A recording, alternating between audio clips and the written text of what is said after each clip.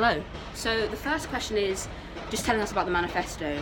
So our manifesto is basically what we want the future of theatre to be it in the yard. Obviously kind of ideas that we start this manifesto and these values in the yard, but then they kind of, sets a precedent for other theatres, be it nationwide, to then take upon these values. And it's about us as kind of young people putting our voices and kind of having an input in an industry that perhaps we felt kind of excluded from before. It's very much kind of old people that perhaps get to kind of influence what theatre is, or have perhaps influenced what theatre is.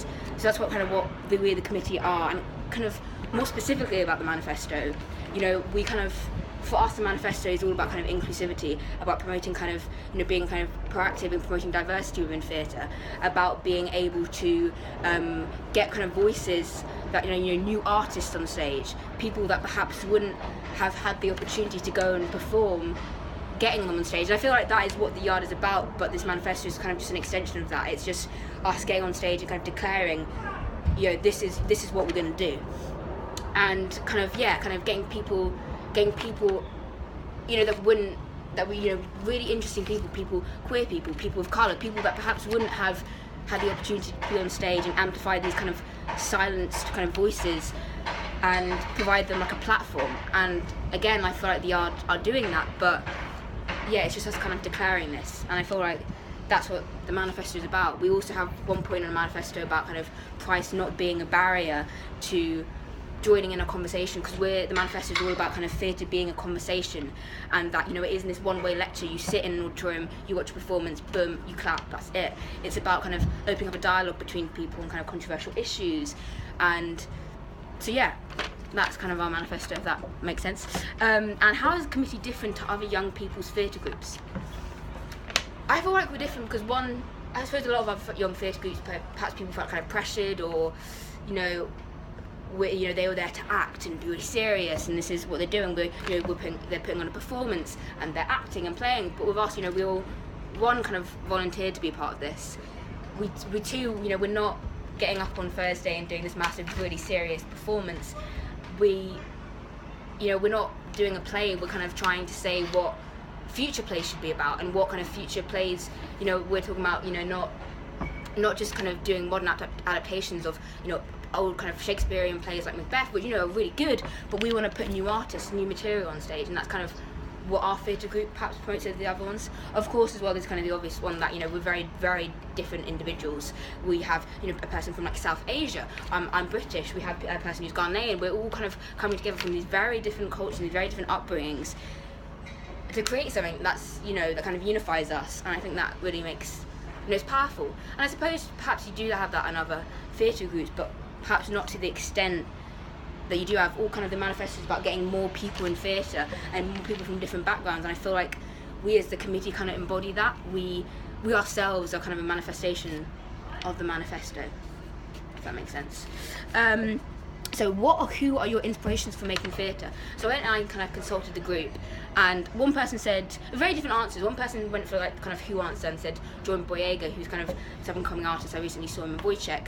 But then some people were saying kind of what this idea of kind of being able to escape reality and kind of being able to be someone that you're not. And I kind of would go along that idea. I feel like theatre, my inspiration for making theatre is just being able to have this kind of freedom that you perhaps don't have with anything else. This freedom of your body, of your ideas, because I don't know, because theatre for me, especially kind of what I've done at school and here, is just being able to make something and perform in it and be in it. And perhaps that's why I love kind of theatre, and why I love kind of getting involved in theatre, and what kind of inspires me to get involved in theatre is just that kind of that freedom, and that almost probably, I suppose a lot of people said it already, but that escapism, and that's kind of the general consensus I got from the group. Was that. Cool. What makes the yard a unique place to perform the show? So I think the yard is really unique. I think one, in the actual kind of architecture of the building. So Jay, the artistic director, and I think quite a few volunteers, they literally built the theatre by hand. They went to restaurants and got old seats and put them in, and it's very kind of industrial. It doesn't really feel like a theatre, which I really like. It's not that kind of traditional setting, which I think kind of echoes the manifesto, because the manifesto is all about this not being a traditional setting, this not being we're gonna you know, the curtains come across. It's about kind of pushing boundaries and breaking them and saying this theatre doesn't have to go like conform to these traditions. And so I think the yard itself, the actual space, is an amazing place to kind of perform. What else? And I think just, I suppose, the people that make up the yard.